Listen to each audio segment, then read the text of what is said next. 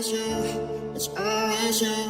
It's always you. I keep falling for you.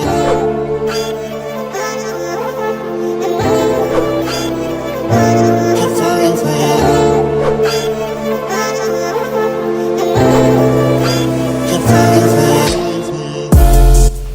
今日は、3D パースを書く練習をします。で、隣にいるのがトリスタンです。はい。で、彼が、ケープタウン大学アート学部から今日はある現場のパースを書く練習をします。はい。じゃあやっていきます。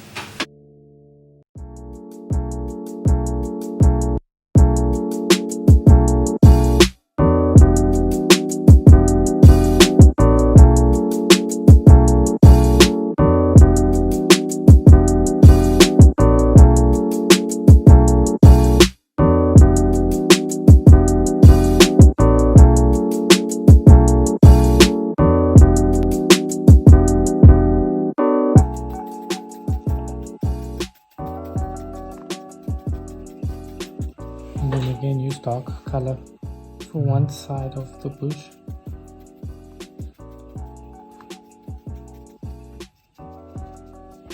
And at the bottom. So like that could be round bush. Oh, okay. Yeah. And then if the dark is too dark, you just mix some water and then mix little bit in, and then mix more. So it's blended smooth. Okay. And then take away. Just to blend. Oh. And then once the color underneath is done, then you go do small details like the green on top.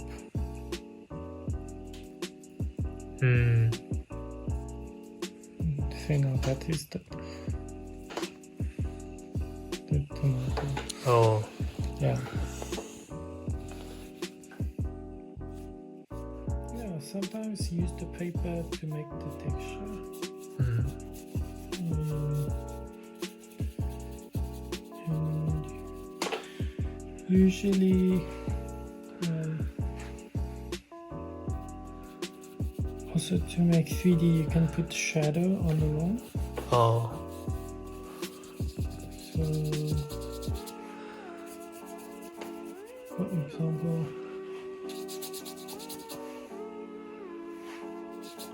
not to color everything, just green, leave some white space for the highlight. But also, so if I want to make a shadow, just mix a little bit more dark.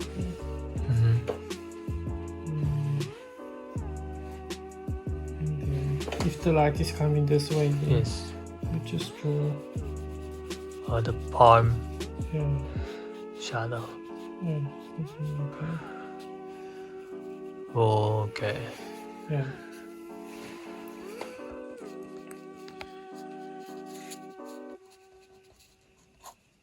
So what's the advice when you use that pen? Be very careful not to use too much. Just to outline the text to make to give you the texture, more texture, but not.